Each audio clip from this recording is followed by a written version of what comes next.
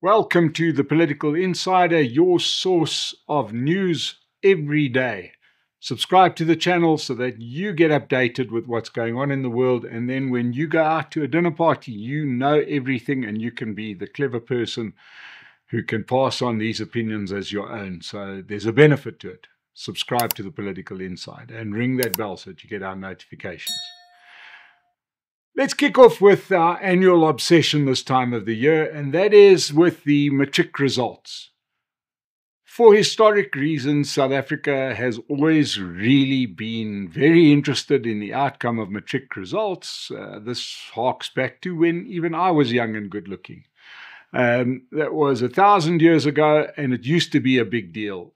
Okay, we understand we're in the new South Africa, and it's still very important how well people are doing at school. And if there's been a constant problem in South Africa, it's education.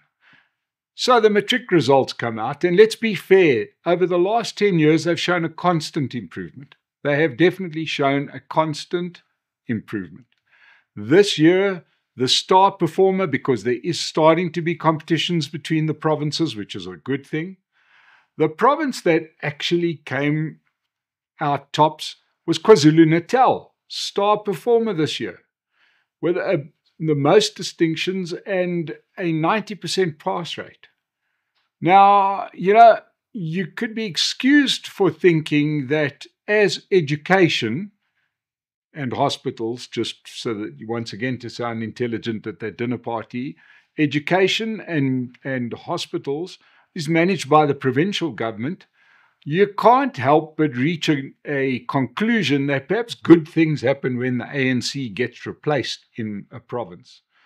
Now, we know that following the 2024 elections, which were national and provincial, the ANC lost anything close to a majority, slipped all the way down the greasy pole, and now KwaZulu-Natal is managed by the Premier, Tami Ntuli, who's from the Inkatha Freedom Party, the IFP, in coalition with the Democratic Alliance and the ANC.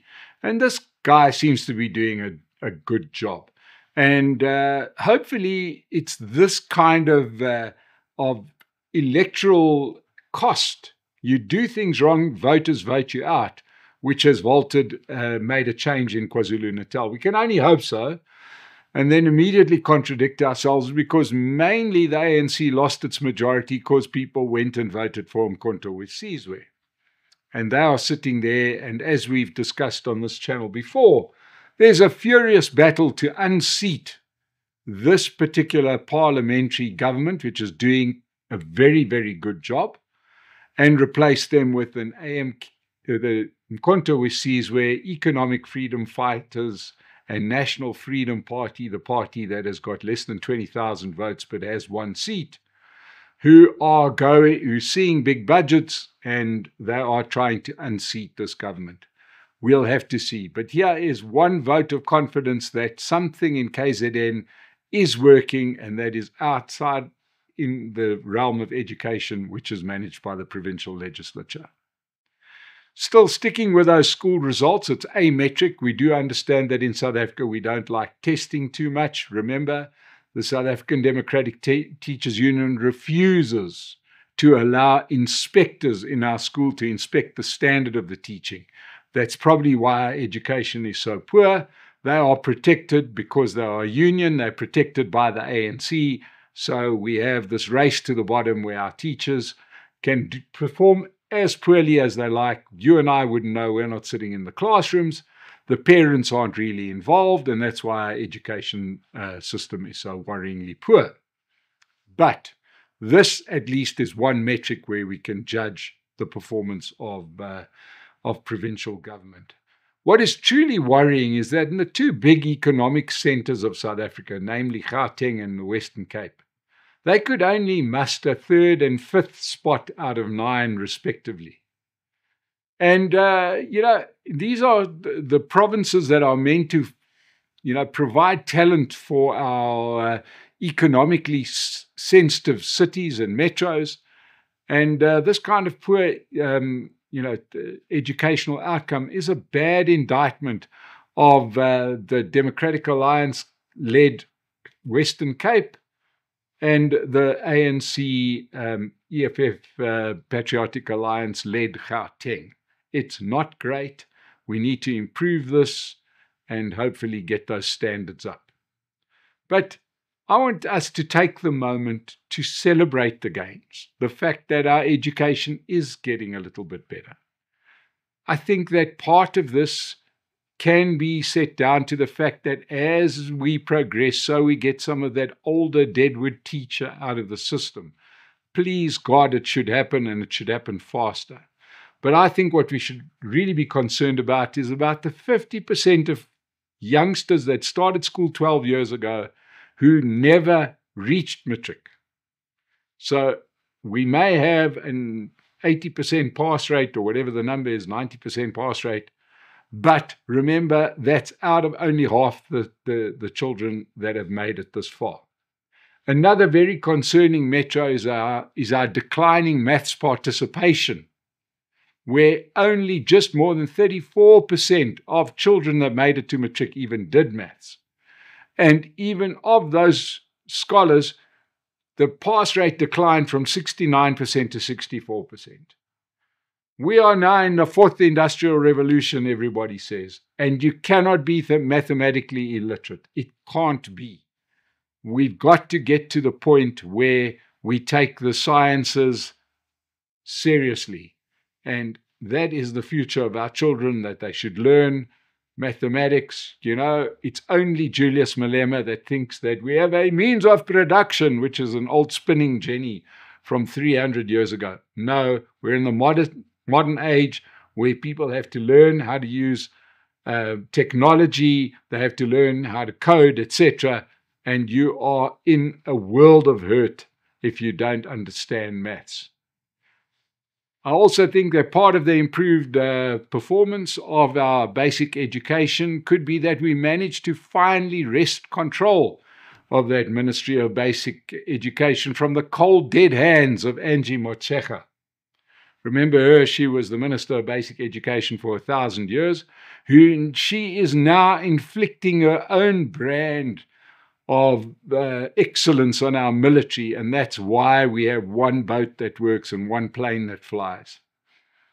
Perhaps if Cyril Ramaphosa wanted to be politically astute, he would send Angie Motshekga to run Umkhonto we Sizwe. That way there'd be an irrelevance within a year. Anyway, let's move on to this ongoing unseemly spat between Deon George and John Steenhuisen.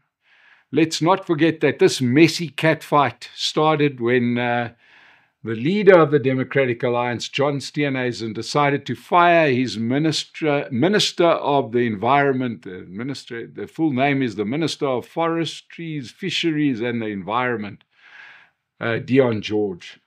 And he fired the guy, not remembering that Deon George actually is the guy who also handles the finance in the Democratic Alliance. And the next thing out poured these stories of John Steenhuisen's bad financial management and the use of his Democratic Alliance credit card to buy a lot of food, which I can assure you he wasn't taking the money, he was definitely taking the food. Just look at a photo of him. Now, this spat has got out of hand. It seems like the big reason here was around hunting. People within the DA, and certainly it would imagine that funders of the party, were very keen on hunting. And Deon George was very keen on not allowing hunting. And that was a problem, and eventually he had to go. And he was replaced by Mr. Oukamp, who was at one point the spokesman for the Democratic Alliance.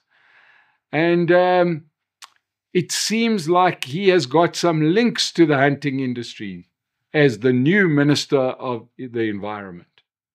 Now Deon George has taken this complaint to the Public Protector, and he alleges that John Steenhuisen axed him under false pretenses. Now, I'm not 100% sure what the Public Protector is meant to do about it, because the Public Protector is meant to protect us, the public. I'm not sure whether this really is one of those Public Protector issues, but it means that it's getting completely out of hand.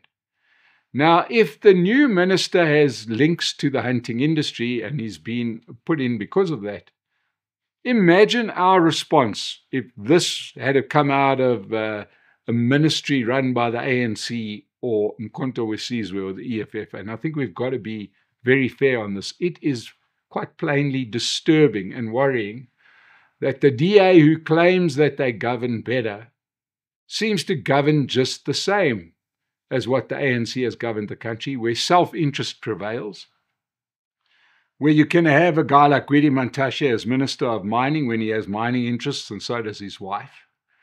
What is the difference?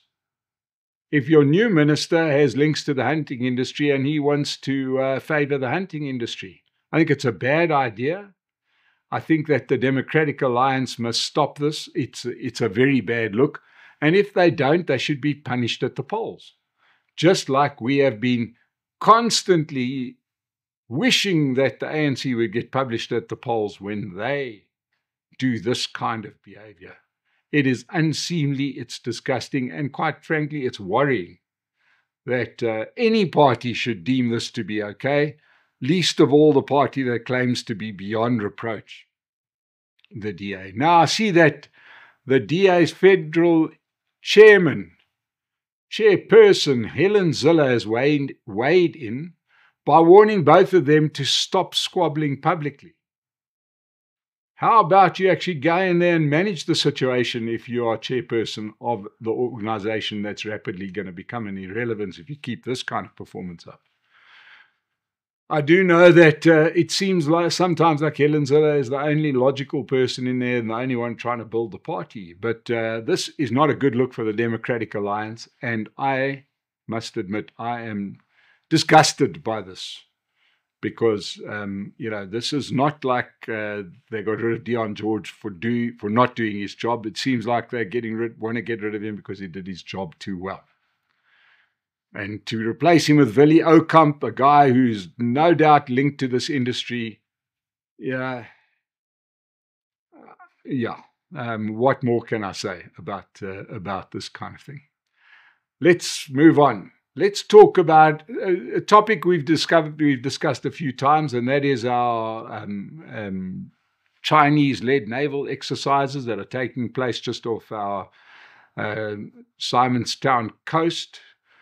That includes some friends of America, like Russia, China.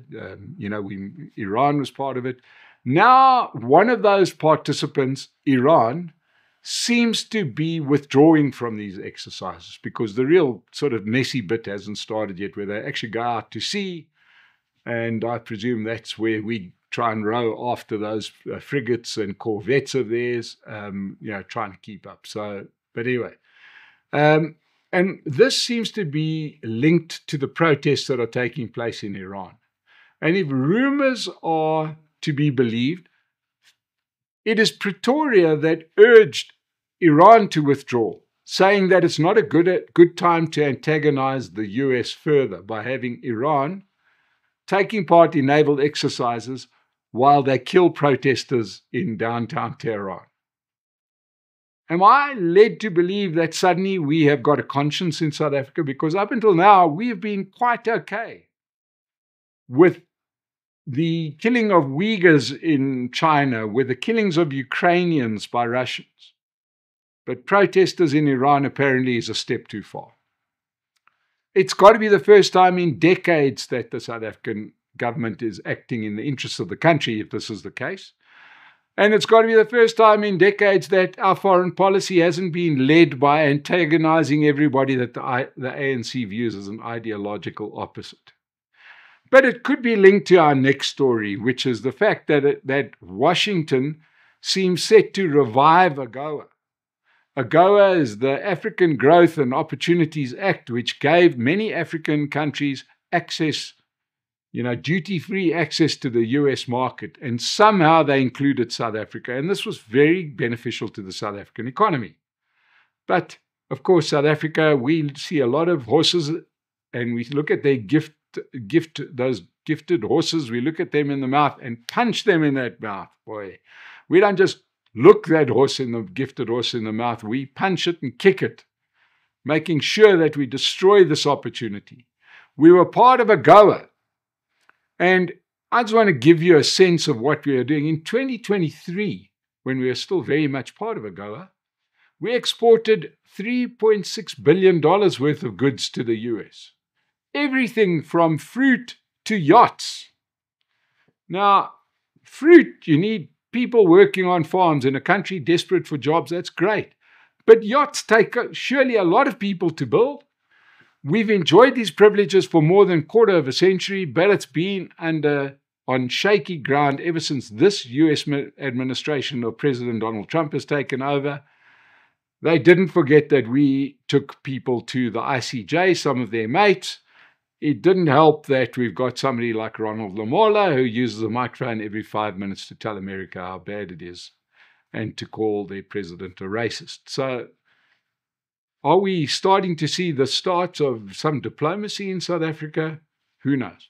But anyway, we're going to have to monitor this, because if Iran does suddenly turn around and go back to Tehran, it's going to be a very interesting statement. Lastly, let's look at the city formerly known as Durban, eThekwini. At one point, this was our tourist mecca. Now, their mayor, who's still the mayor, still because of the local government election results of 2021, Cyril Kaba from the ANC, has decided that the best way that the city of eThekwini can use ratepayer money would be to commission 2 giant bronze statues of Nelson Mandela and Oliver Tambo. This is at a cost of 22 million rand to ratepayers. This is despite the fact that the city has got wastewater plants which aren't working, street lights are broken, water doesn't flow from the taps, potholes. We know the usual thing that's in every metro where the ANC are involved.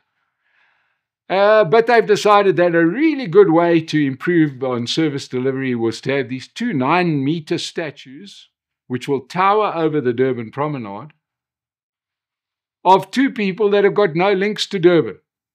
One was a president, Nelson Mandela, and an icon. The other one, O.R. Tambo, was just a leader of their party. We don't know. He was never president of the country. But anyway, the same city has understood that this could become really politically fraught. So they haven't unwrapped them. You've got the spectacle of these 2 huge statues wrapped in plastic, looking like big mummies.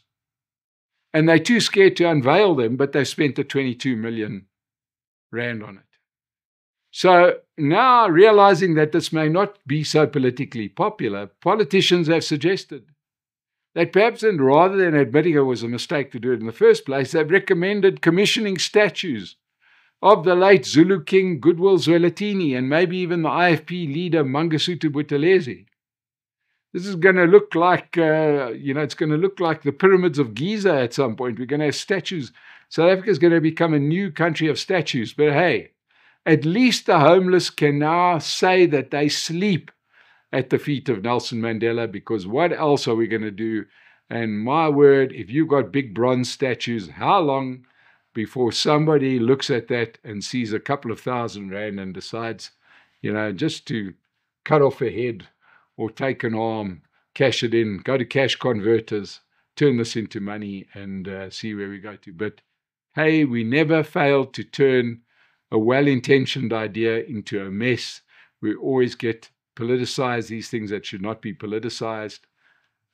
There we go, South Africa, just another day.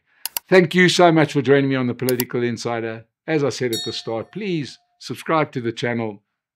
We'll see you again on The Political Insider.